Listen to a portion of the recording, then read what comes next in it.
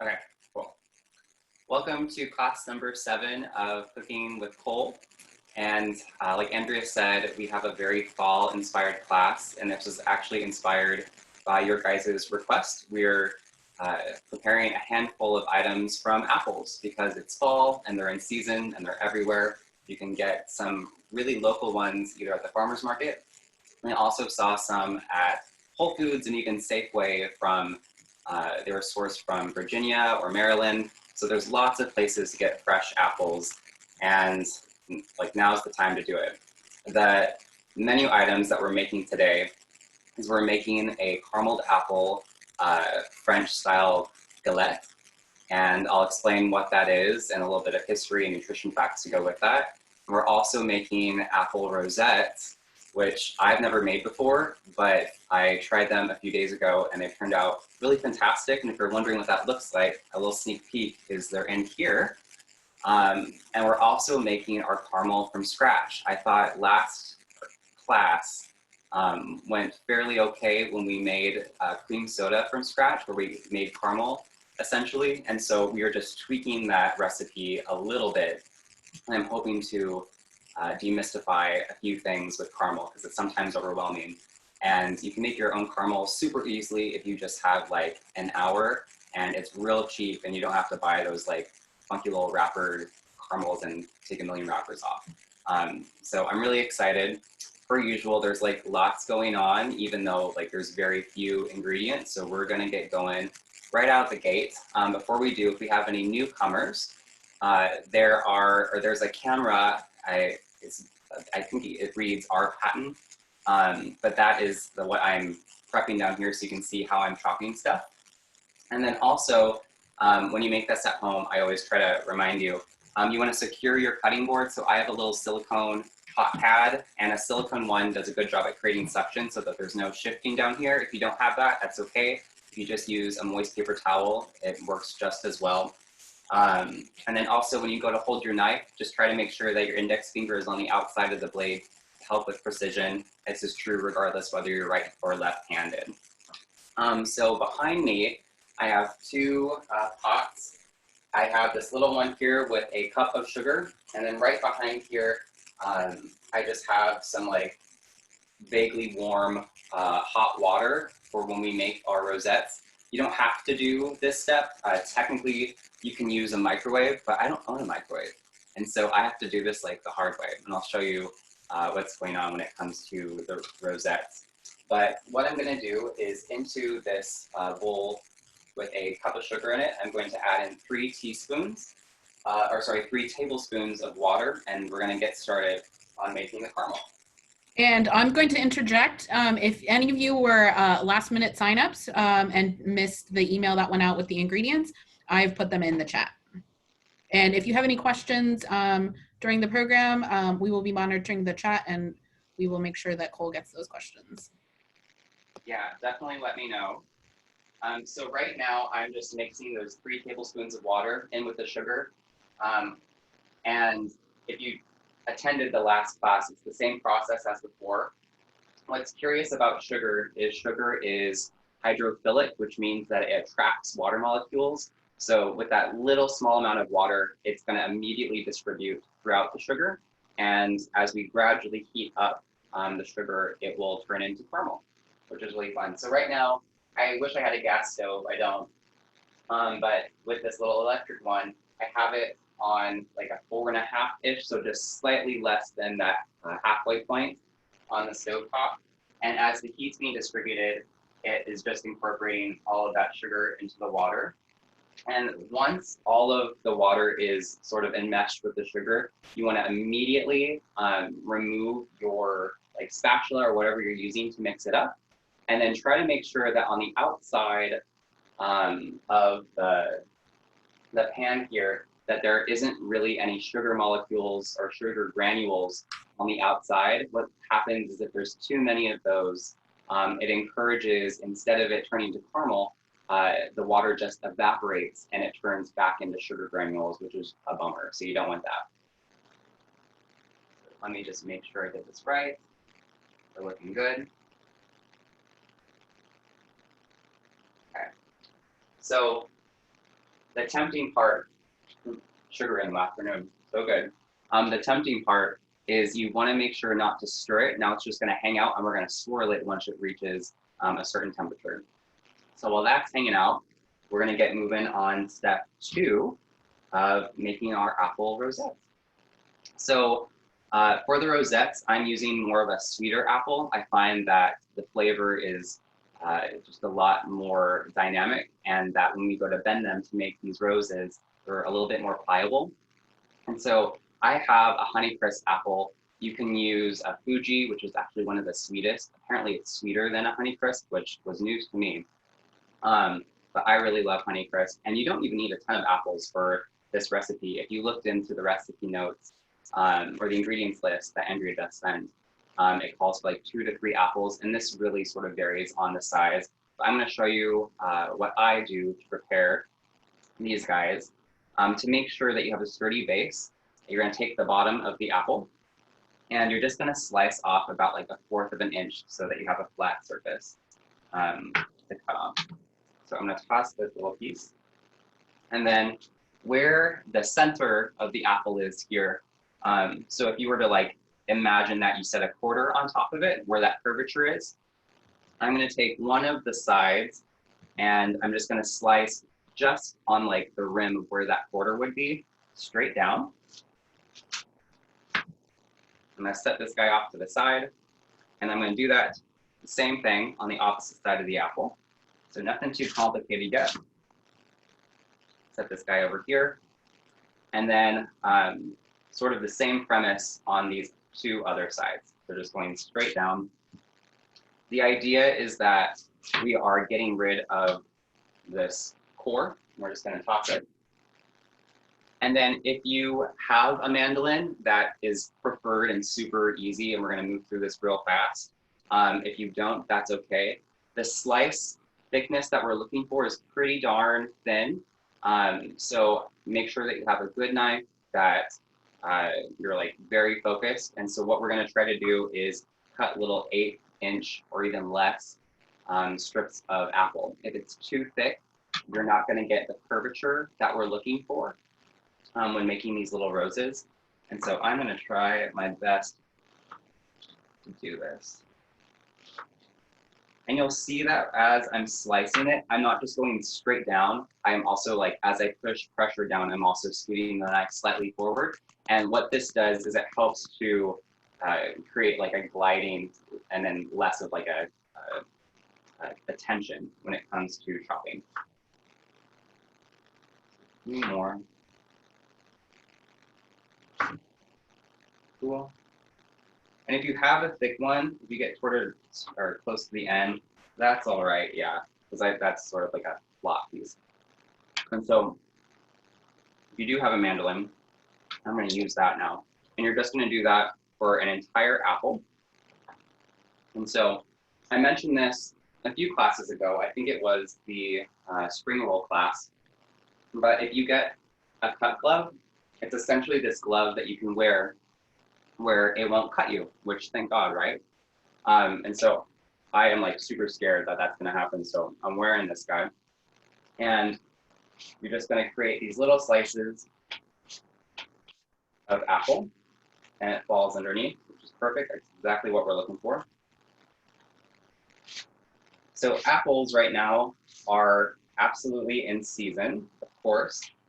And a few nutritional facts about apples are, actually before I get there, I just want to show you. I'm going to trim a little bit more off of these big pieces if you're using a mandolin, so that there's just a little bit longer right there. And we're going to continue creating little slices. But apples are a pretty darn good source of fiber. In a single medium-sized apple, there's about 5 grams of fiber, which is fantastic. And the kind of fiber that's in them is called soluble fiber. And in general, there are 2 kinds of fiber, soluble and insoluble. And what's great about soluble fiber in particular is it has this ability to attract water in the GI tract. And what this does is it forms almost a little bit of a gel, and this gel helps to, of course, support regularity, but it also helps to support cholesterol and also healthy triglyceride levels, which is right up everyone's alley, I feel like. So when they say an apple a day keeps the doctor away, it's kind of what they're referring to. And also apples, you really want to try to make sure to eat them with the skin on. A lot of baking recipes will call to peel the apple. And I think if you're making a pie or something, like that would be an important place to do that. But we are not. And so if you have the desire to peel the skins, you totally can, but you don't have to. Right now, I'm starting to hear my sugar. So the water is starting to boil a little bit. It's like a very soft simmer. I could show you, but I don't want. I want to keep it on the heat to make sure that everything goes nice and as planned. But with this Honeycrisp apple, I'm going to take a lemon, and I'm going to juice this guy into this pot of just hot water behind me. The number I have it on is like a 3, like a 2.5, 3-ish. If you don't want to do this step, I totally don't blame you. What you can do is just take a microwave safe bowl and fill it with water, juice a lemon in it, and then you can put that in the microwave at 30-second intervals until the physical apple slices become really soft and pliable. You want to be able to like bend them quite a bit without them snapping. So that's the texture that we're looking for. So I'm just going to juice this into the water right now.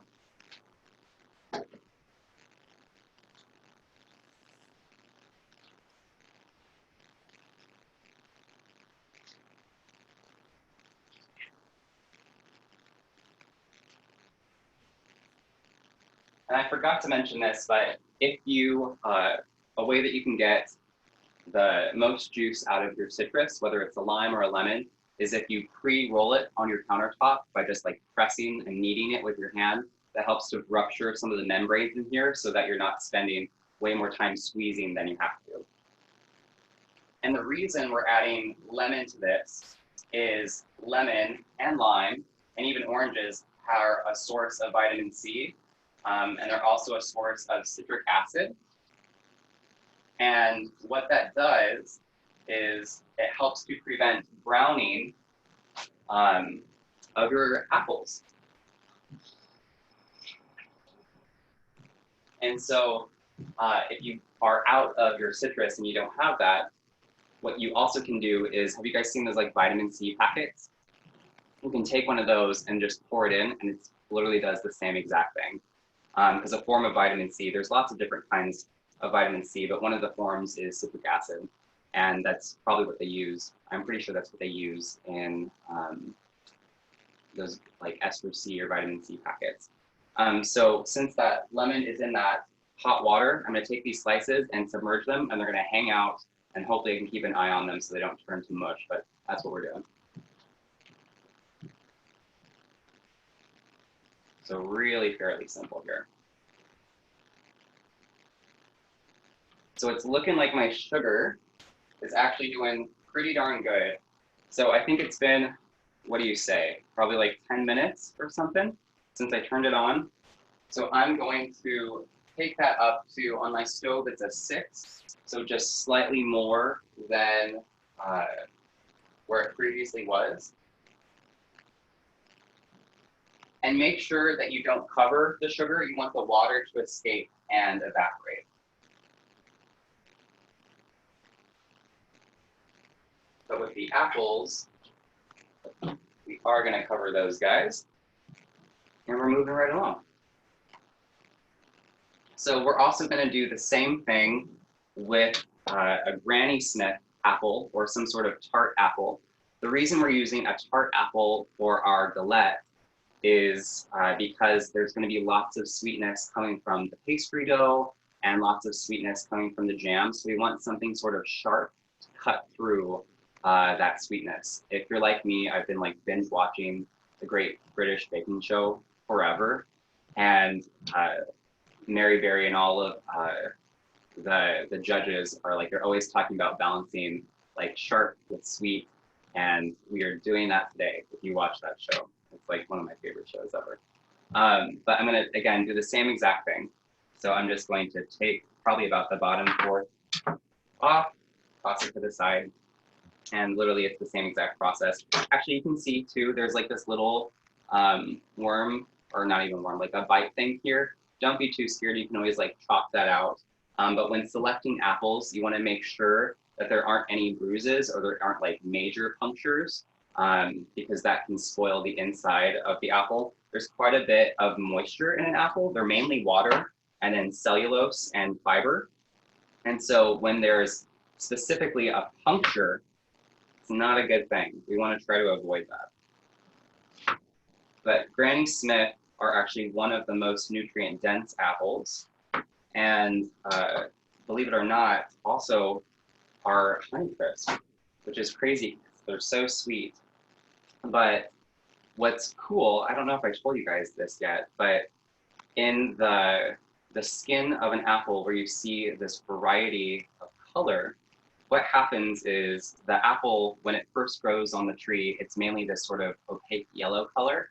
And as it gets exposed to UV light, sort of like a suntan, it builds up this red suntan around it. And the red suntan is due to an antioxidant called anthocyanin.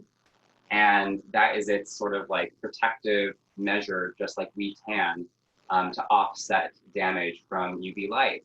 And so if you're wondering why apples in general have sort of like this huge variety of color, it comes from them being wherever the apple is located within the tree, where the light comes in, and that's where its suntan occurred, which I think is just super cool. So I'm going to do the same process of slicing these guys up with a mandolin. Set these off to the side. All right, I'm gonna get on my cut glove, check my phone real quick. Okay, so I'm assuming a lot of the attendees today took the last class, but right now where my caramel's at, there's a point where it gets hot enough where it looks like the top is getting crusty, and that always freaks a lot of people out. But I would say, don't worry, that's exactly what's supposed to happen. Don't stir it, don't like swirl it yet, it's not ready. What you want to look for on the caramel is on the outside perimeter, it'll get sort of juicy, almost like the caramel is starting to turn into almost like a syrup.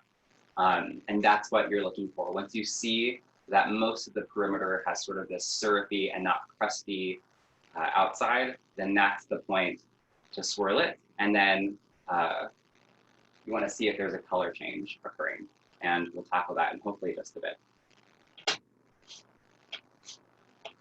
Some other fun facts about apples that I looked up were it takes about 35 medium-sized apples to make a gallon of apple cider, which blew my mind. And also in the US alone, there are 5,200 different varieties grown here of apples.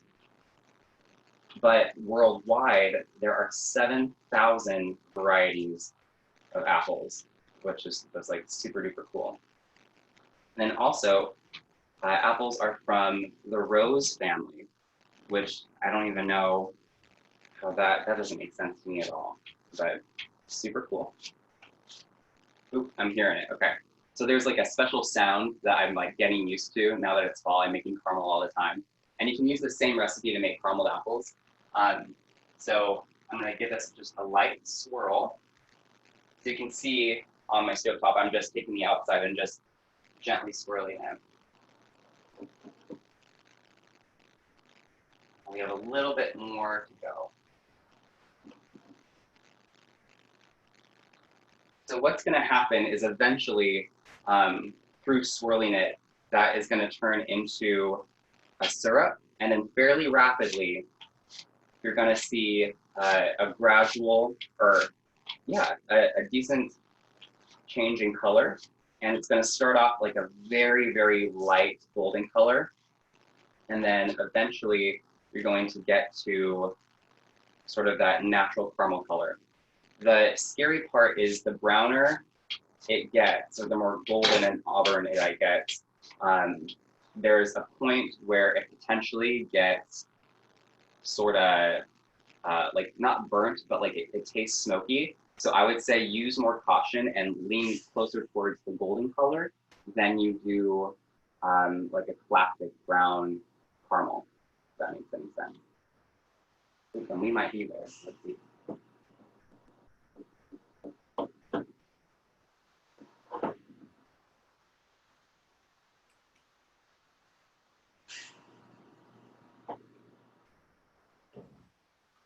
We're getting close now. You just got to be patient and keep an eye on it. And I feel like if I can do that and use a mandolin to slice some apples, we can totally do this. And it's super cheap and affordable. Okay. So now that we have these apples, I'm going to set this off to the side, down here. So if you want, you can take these and submerge them in just to a regular bowl of like cool water and a lemon as well, if you want to make sure that they don't turn brown.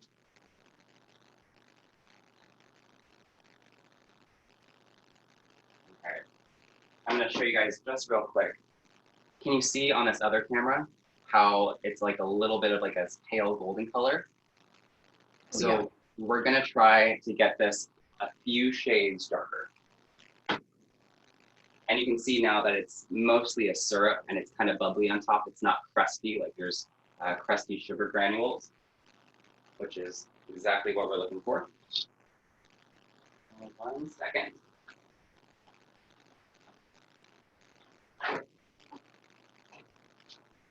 Some apple juice everywhere. Okay.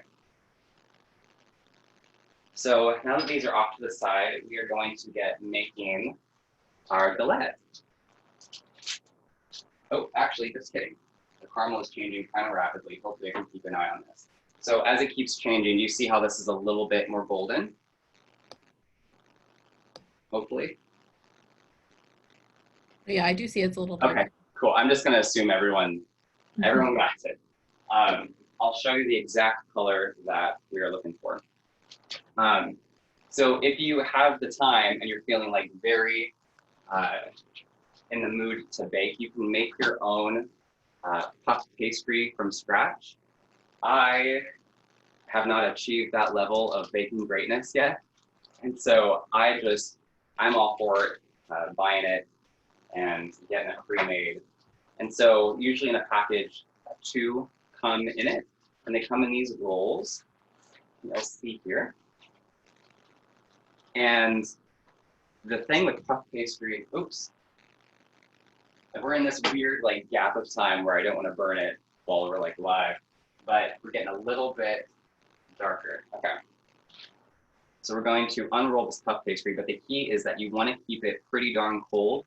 When you go to work with it, if you get it frozen, and this might even be a little bit too cold, it's a little bit difficult to unwrap, but once it does, and it gains room temperature and warms up fairly quickly, so we're just gonna let this hang out a little bit. But I have underneath me 2 pieces of parchment paper, and I'm just going to lightly flour the parchment paper so that this guy doesn't stick. And what we're looking for is that there's a nice thin coat of flour on top of the puff pastry. Oh, okay, so I have to like do this now. But do you see how there's like some brown happening in here? Mm-hmm. So it might be a little bit too done. So to this, the sugar is really hot. I'm going to add in room temperature cream. That is a 3/4 cup. And it's gonna boil at me and get real mad because the sugar is so hot.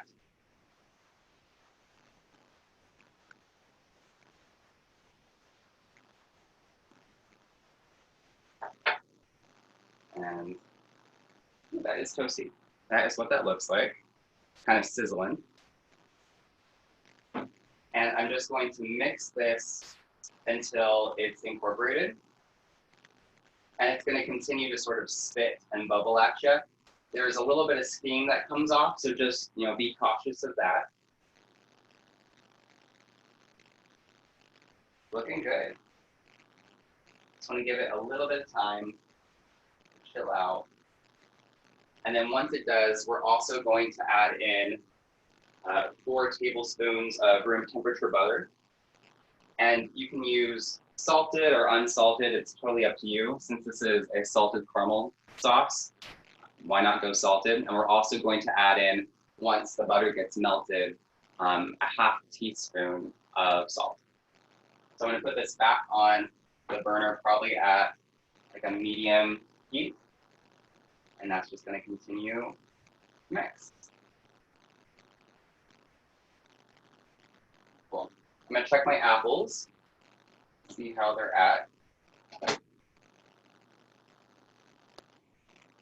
They smell amazing. We're getting there. Actually, we might be there. I'm going to give them like 1 more minute. I think they're probably done.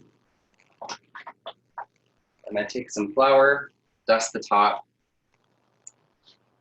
make sure everything is covered, and you'll do the other side as well.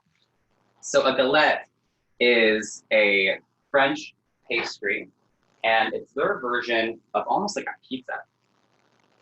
Actually, my caramel is getting a little bit moody at me.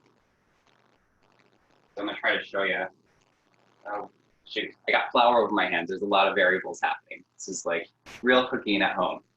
1 second. The perils of a live show. Yep. So do you see sort of like this foaming action that's happening? Ooh, that color is beautiful. Isn't that nice? It's this beautiful like caramel golden color. And it's going to continue to do sort of like this moody frou-frou happening. Eventually it's going to chill out and it's going to shrink down quite a bit. And I'll show you hopefully that whole process of what we're looking for. You can use a candy thermometer if you want.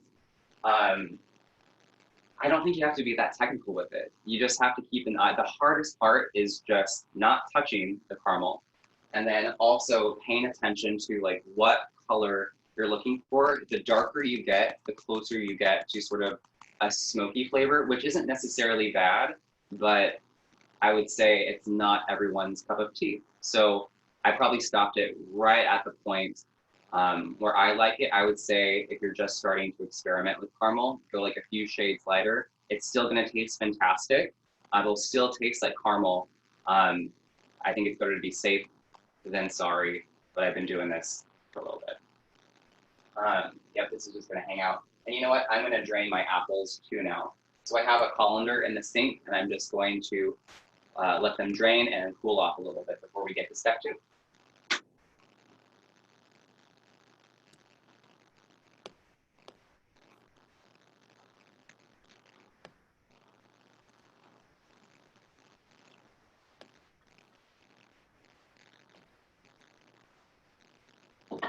Well, that smells amazing.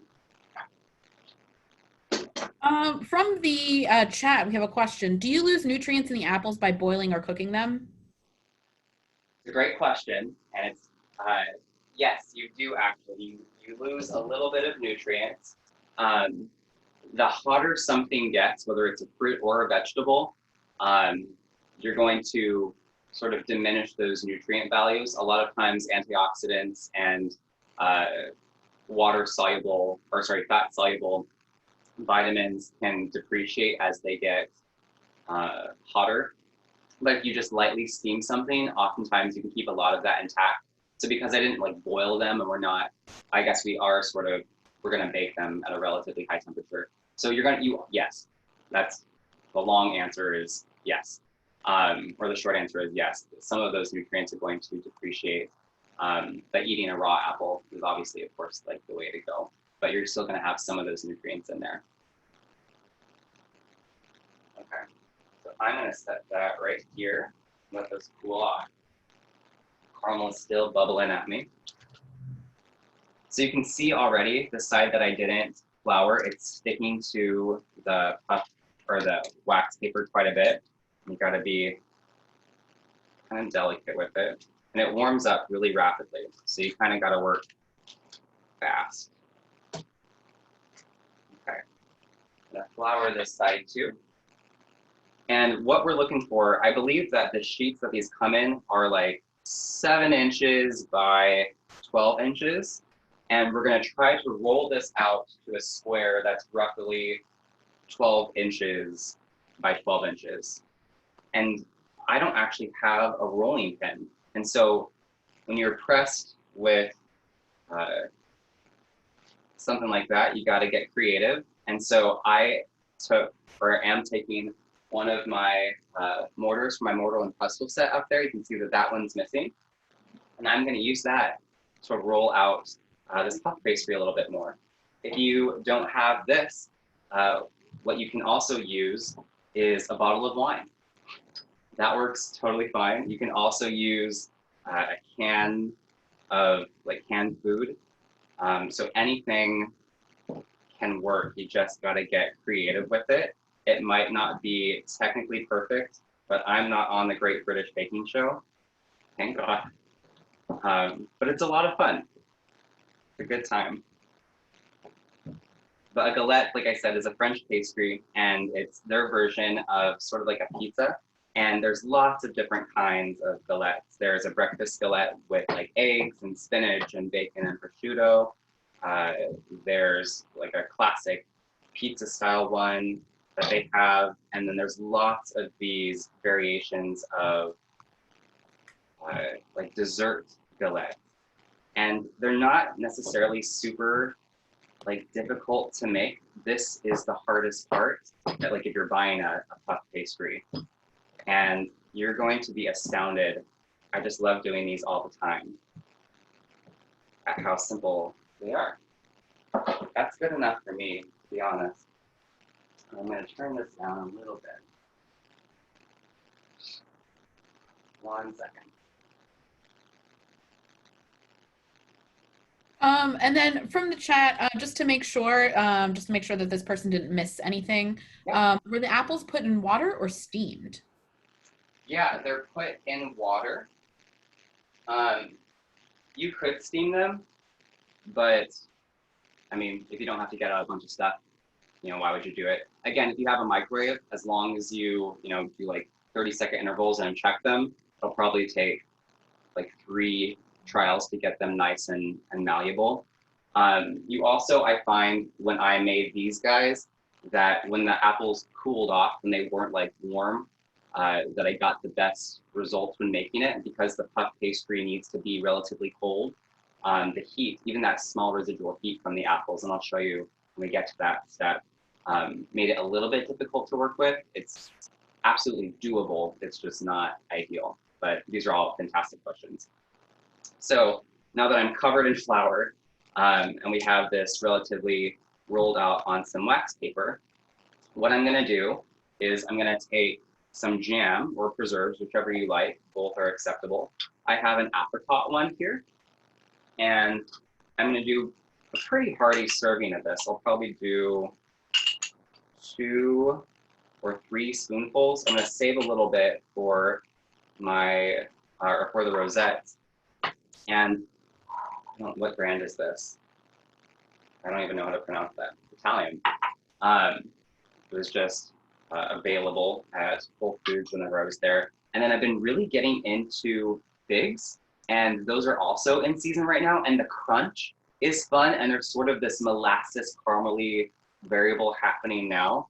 And when I made this week to prep for the class, I did a little bit of apricot and some of this fig. And you guys, it's really good. I got this from Trader Joe's for like $2.50, which blows my mind. That's insanely cheap. So I'm just gonna spoon in probably 2 of this. Oh, from the chat, is there a certain brand of puff pastry you like to use?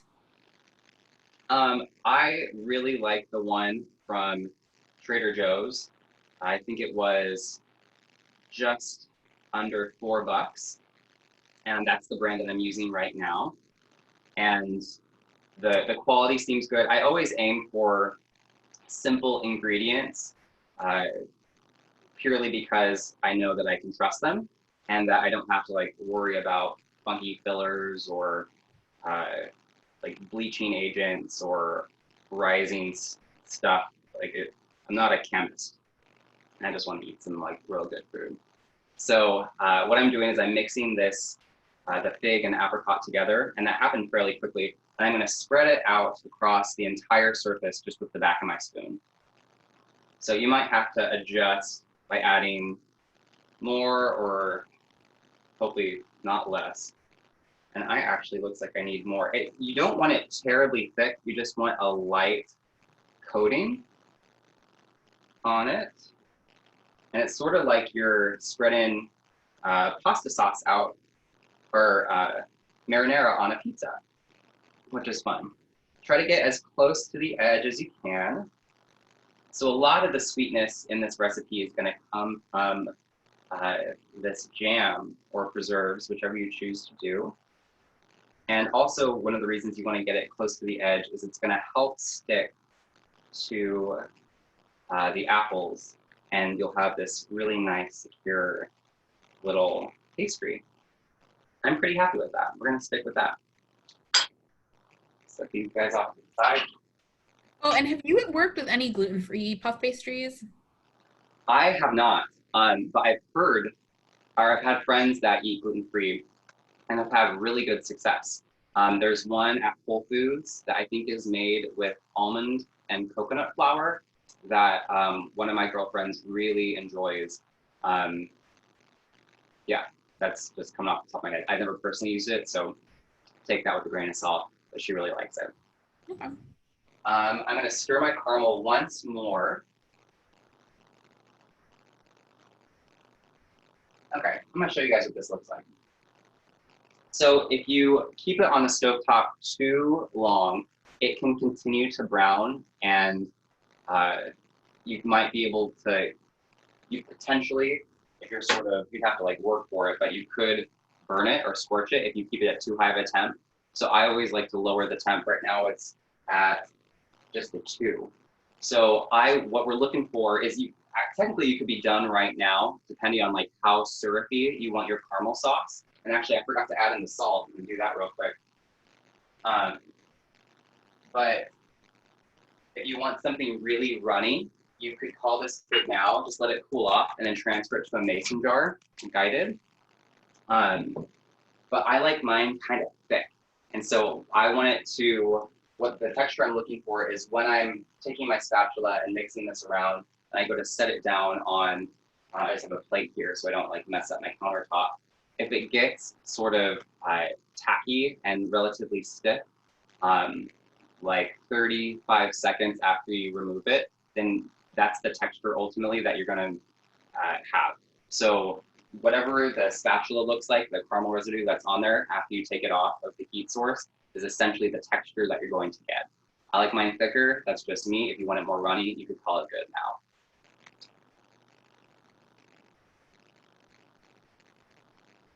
Awesome, okay. It's looking fantastic. All right, so now is a little bit of a tricky part. We'll see how good I pull this off. I have a pizza pan right here, and I'm just going to slide it underneath the parchment paper.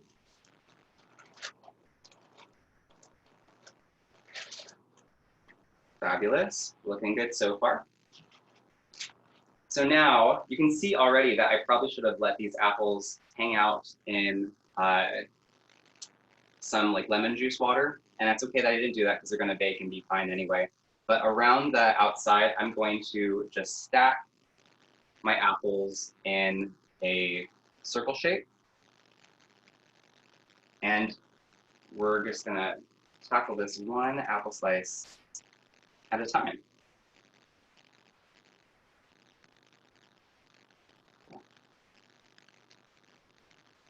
Oh, from the chat, we have another question. Is there a difference between wax paper and parchment paper? That's a great question. This is actually parchment paper.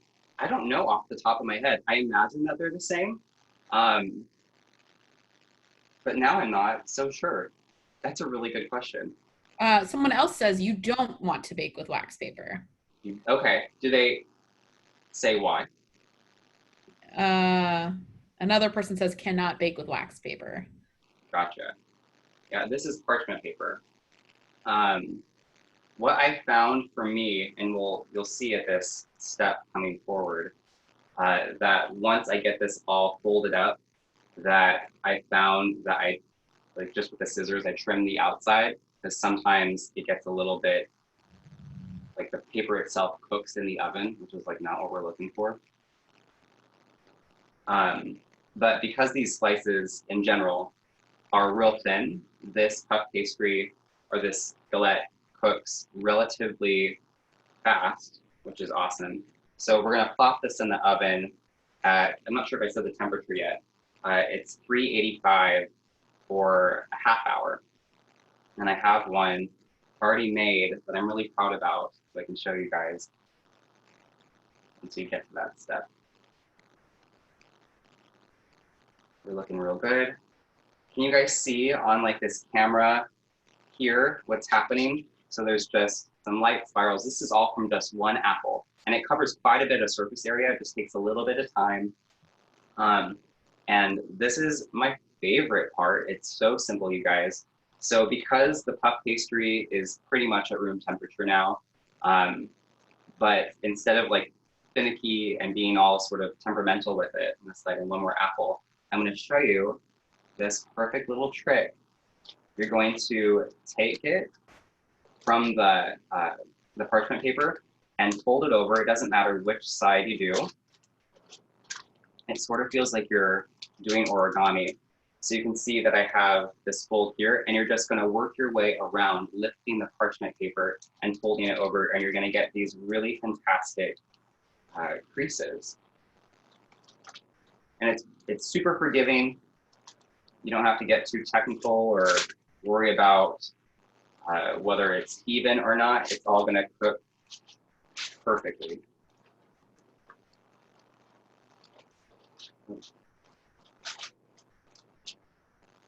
Cool.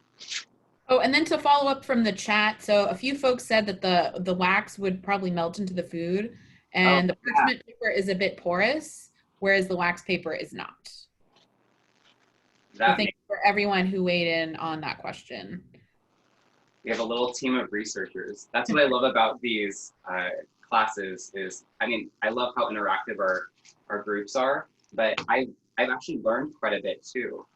We had a attendee inform me that steaming, what are those called? A splash. Oh my gosh, why can't I think? Of course I lose the name now. Like a splash proof lid for a pan. Splatter guard. What? Splatter guard. Splatter guard, thank you. Yeah, that splatter guards exist, which I definitely need to get one. That's so fun. All right, so what I'm going to do with this guy is I'm going to actually just trim the outside of the parchment paper. I just have some scissors here. So I've noticed that it gets a little bit smoky in my oven. And then to this, I'm going to do an egg wash on the outside of the puff pastry. And I have in one of these bowls over here, just one egg whipped up with a fork. And then I've added in just a little spoonful of cream to give it a little bit more body and some of that caramely flavor.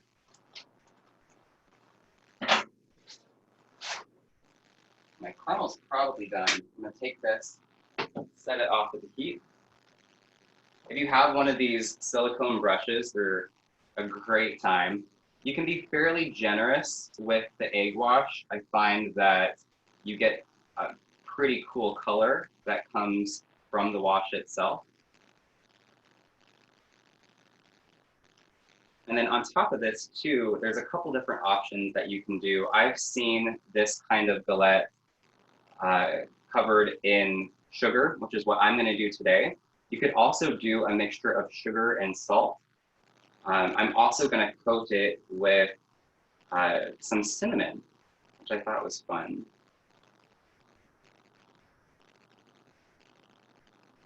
Cool.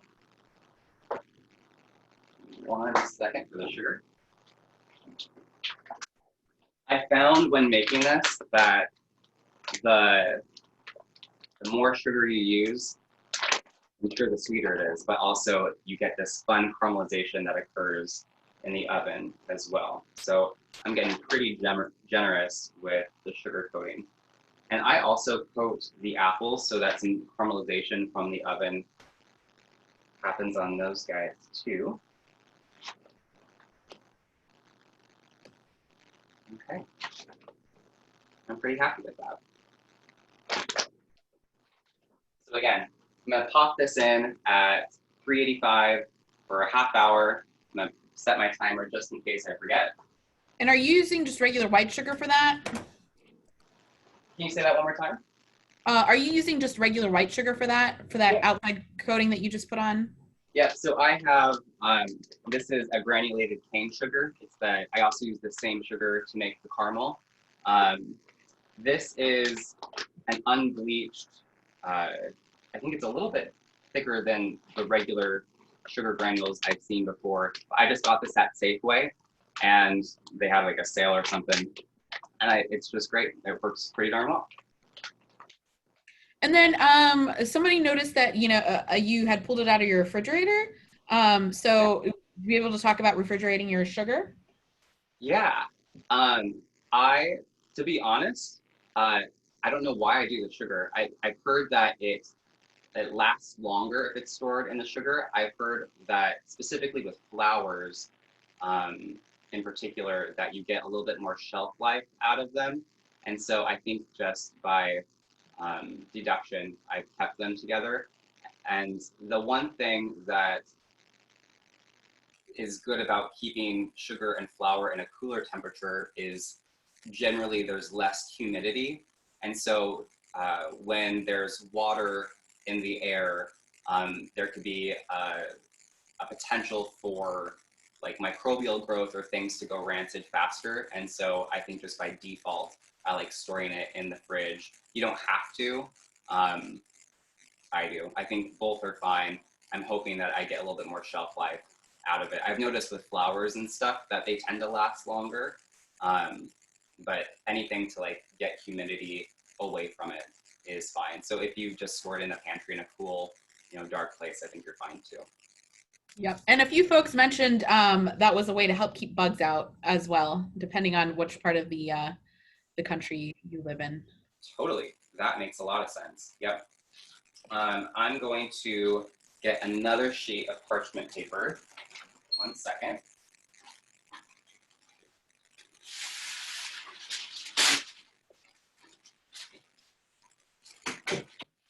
So same thing as before, I'm going to flour the surface of this guy.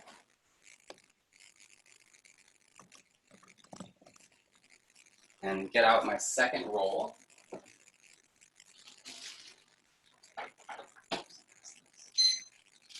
So that we can make these rosettes. This is my favorite part. This is a ton of fun and super simple. So again, you want to keep this as cold as possible. I'm going to show you a trick that I used when making these the other day. So go ahead and roll out your pastry dough. And we're going to actually keep it on this sheet for now. It'll warm up a little bit. But what's going to happen is I have just a pizza slicer. And I'm going to slice this guy probably right around 1.5 to 2 inch long slices. So the longer, the better that you're looking for. So I'm going to go ahead and do that now. Oops, already kind of messed up. That's all right. Awesome. So because this pastry dough warms up rather quick, what I'm going to do is just cut off this excess here real quick, and I'm going to keep these slices in the fridge so that they stay cool and they don't warm up too fast. I found that when I just left them out when I was making these rosettes that they got too warm, like I was talking about, and just too sticky.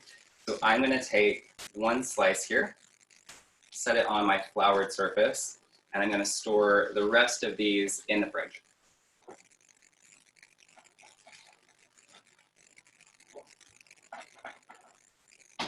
So here are my slightly cooled, drained Honeycrisp apple slices that we had on the stove top to warm up. Again, you can use a microwave if you want to. I'm going to slide this pastry piece towards me and just kind of lightly coat it with flour so that it doesn't get too terribly sticky. And then once you've floured both sides, we're going to do a thin layer, probably a little bit less than the same layer that we did for the galette in our apricot jam or whatever preserves you're using. So let me do that now. Where did that go? Here we go. And this couldn't be simpler.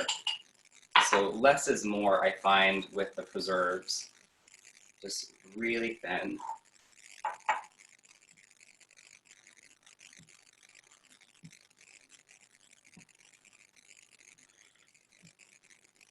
And then on here, what you're also going to do is, can you guys see? Just, I want to make sure that this is simple. Can you guys see from this lens? It looks really good. Okay.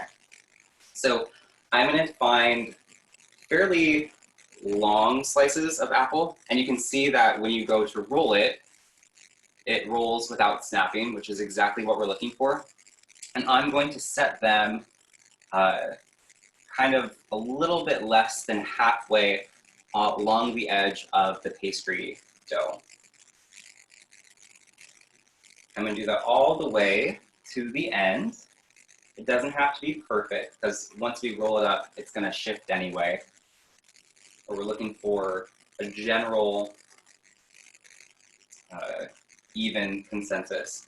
And then I find with the smaller pieces of apple, like this one, where it's clearly not as big, if you put those where where they sort of intersect, that works really well too. So I'm just picking out these smaller bits and setting them right where they intersect.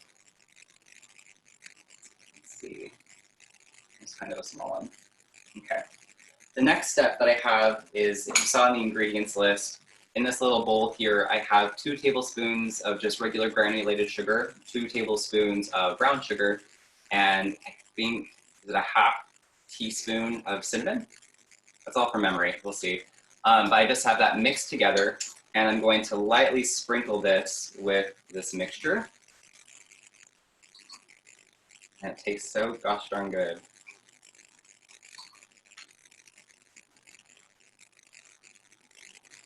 Fabulous. So now what I'm going to do is I have this, I'll set this, there's a lot happening over here. I have a cupcake tin that I have with little liners. You can use the parchment paper liners. I've found that these silicone ones are really fantastic because they're reusable. You can just plop them in the dishwasher, and it's super easy and convenient. If you don't have that, again, in fact, if you don't have a liner at all, you could just set them in your tin. I would probably grease it. If you have the silicone ones, you don't need to grease them because they just pop right out, which is super convenient. But I'm going to take this pastry and fold it over on top of my slices, like so. And you're gonna see how simple this is, and it transforms into like the most beautiful rose. You have to be a little bit patient.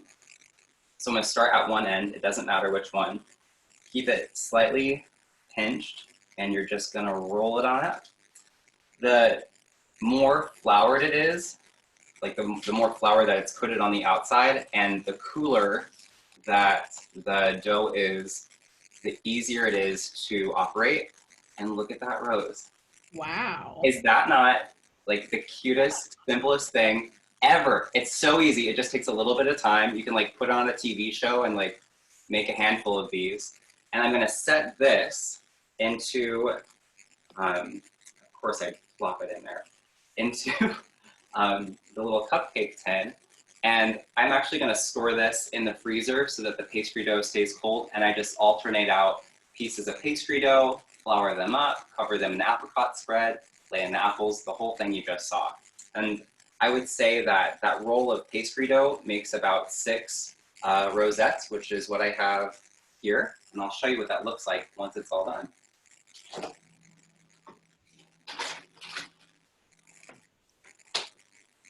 Okay, so real proud about this. Like, look how fun that is. And they're in these little bite-sized little cupcakes. If you want, you can take your caramel sauce and drizzle that on there too. You can do like a little sprinkling of powdered sugar. The same thing is true with the galette. And I made that last night because I wanted to be like super fresh. I've been eating like galettes way more than I should have when like prepping for this thing. I'll show you what it looks like. Oh, looks like you've given some folks in the chat some holiday recipes to try out here with the roses. Yeah, and what's also super fun is I saw a recipe where you do the same pastry dough. So like just buy the same pastry dough and put it in either like a quiche plate or whatever, like just some sort of circular like pie tin. And you'll just lay it in there, like spread it out. And you take the apples here and you put in some sort of filling. It can be anything you want. And you'll do the same thing, but without the pastry dough on the inside. Just roll up a handful of apples around each other. And then you set those rosettes into the pie filling and they stay upright. And you have, it's like a bouquet of apples in a pie and you just bake it. Does that make any sense? Mm-hmm.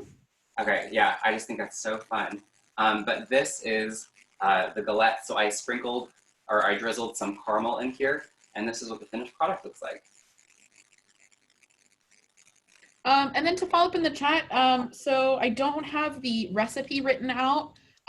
Earlier or at the beginning of the chat, I did put in the ingredients list. And then this recording will be posted on our website hopefully next week. I don't know if we have a written recipe available, but I can certainly follow up, or I don't know if you have anything like that. Yeah, I can try to whip something up real quick. Okay.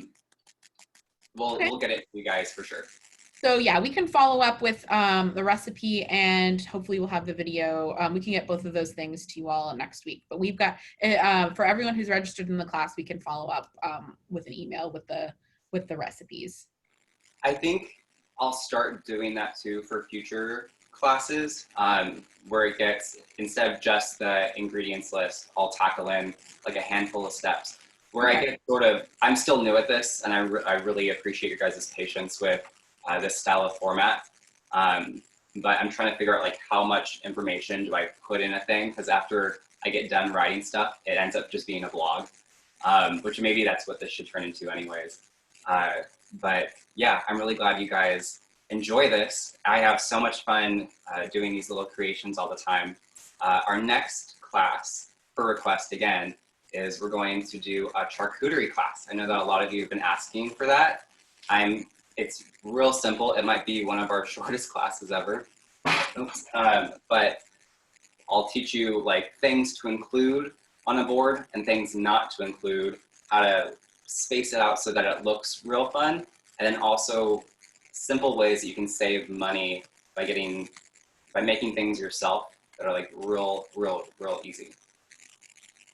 Sounds good. And Cole, you definitely have a lot of people who would love to see. There's a lot of outpouring in the chat, so I'm sure the recipes will be greatly appreciated. So yeah, yes, Cole has a fan club. That is very true. Based on all these comments in the chat. So yes, keep on doing what you're doing. It's definitely a big hit here. And then Donna, to answer your question, so our classes and all of the programs at Beatley Central or at Alexandria Library, not just limited to us, are funded through the Friends of Beatley Central Library. So if you want to become a member of that, you know, we have the Friends of, we have a chapter. I think everyone's got a chapter of depending on which branch you prefer. So that's definitely an outlet. And if I find out any other ways that you can support us, that's definitely appreciated. But yeah, the source of our funding for programs such as this and other great programming, story times and author talks and things like that come from the Friends of the Library. So.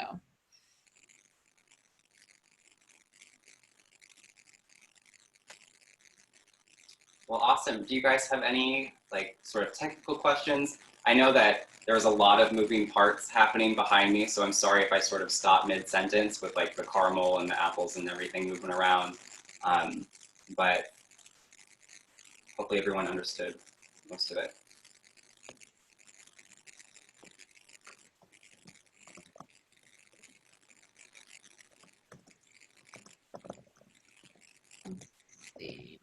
And I will include a link to our friends group if and if you're not a member, you certainly can join as well. Recipe for the caramel. So we'll in our follow-up email, and then once we post the video, we'll have all our recipes available there. Thank you, Carol. I don't see any more questions.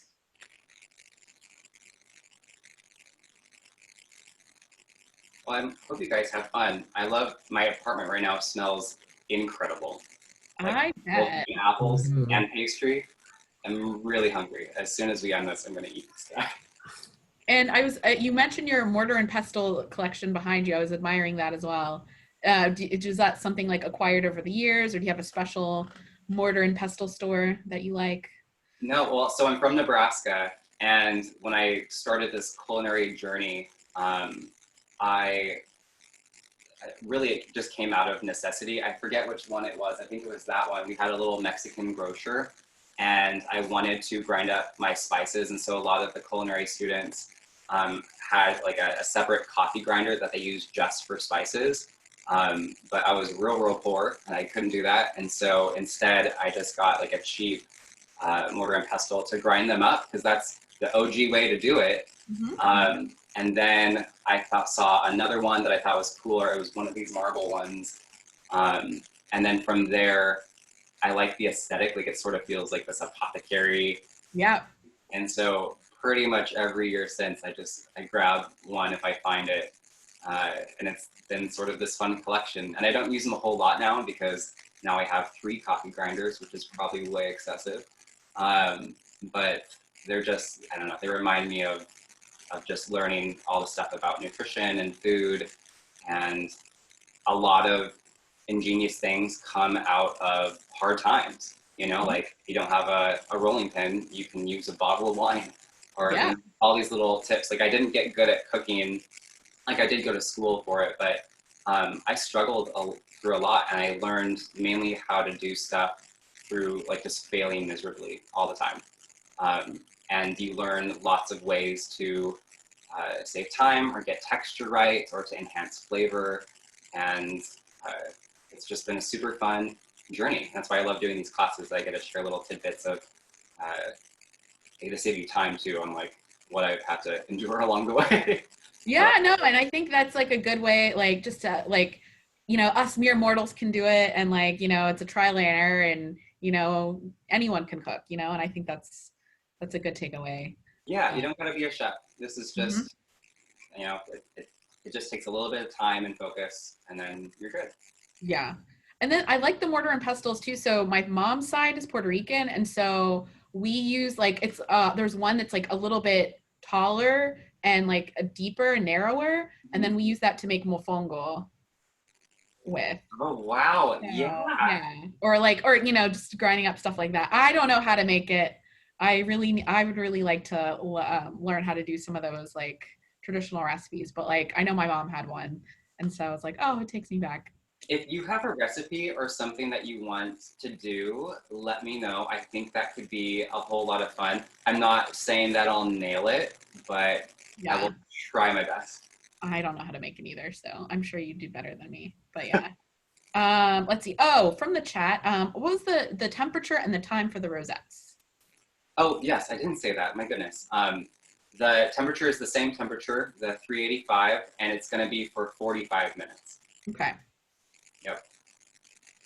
And Carol, for the cornmeal, can you clarify what you meant by that? Or I don't know if I missed something earlier.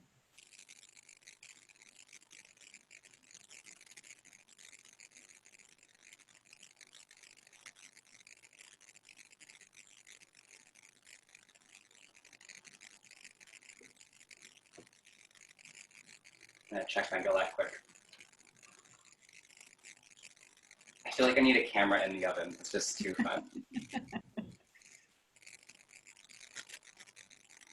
I'm a big fan of checking with the oven light. Same. Our like screen is a little bit too dirty, so even if it's on, I can't see, so I just do the peek. Yeah, yeah. No worries, no worries. Oh, Carol, I just want to make sure, I don't want to leave you hanging, but do you have another, did we answer your question?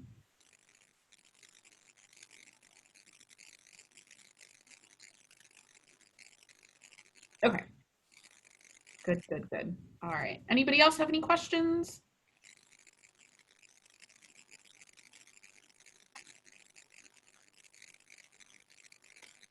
Yeah, thank you. Bye.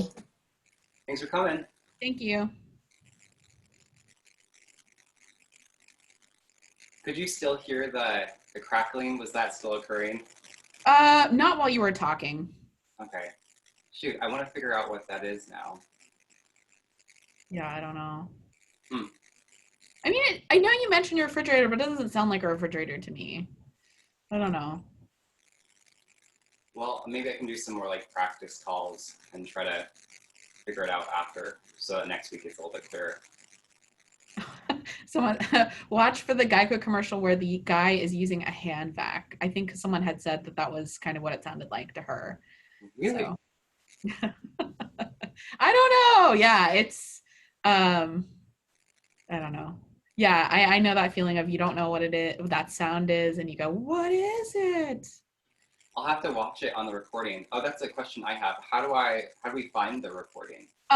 So we'll get it over to our tech services librarian, and she's the master in the whiz. And so, well, as you know, then it'll be posted to YouTube. And so we can include, hopefully if it's posted by the time that we send the email, we can include that link. But on our homepage, there's a link to our, like there's an icon with YouTube. And so if you click it from it's alexlibraryva.org, you'll go to our YouTube. And so you can find other programs that we've recorded. There's a lot of craft programs for kids, and there's something for everyone on That's there. great. Yep. Your own like archive of classes. Yeah. So, all right. Well, I guess if we have no more questions, we'll wrap things up, and we will follow up with the email and the link to the YouTube video once we get that posted. Yeah, I'll work on that this weekend and send it your way. Thank you, as always. It was awesome. I know what I'll be doing later. I think I might be making some rosettes. So. Well, good. Yeah. I'm excited. Let me know how they turn out. Thank you so much. All right. Thanks, everyone. Bye. Bye.